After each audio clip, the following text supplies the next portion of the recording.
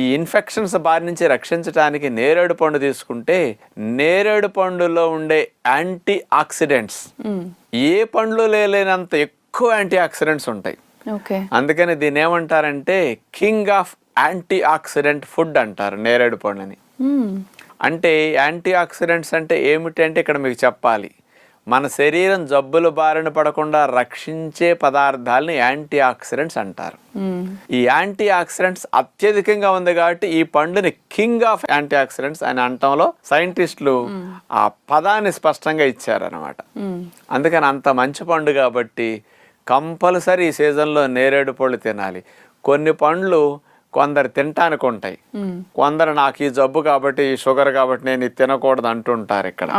కానీ ఇట్లాంటి వ్యత్యాసం లేకుండా అందరూ తినొచ్చు. లావు ఉన్న వారి దగ్గర నుంచి, షుగర్ ఉన్న దగ్గర నుంచి, ఏ జబ్బులు ఉన్న వారి దగ్గర నుంచి, ఏ జబ్బులు లేని వారి దగ్గర నుంచి అందరినీ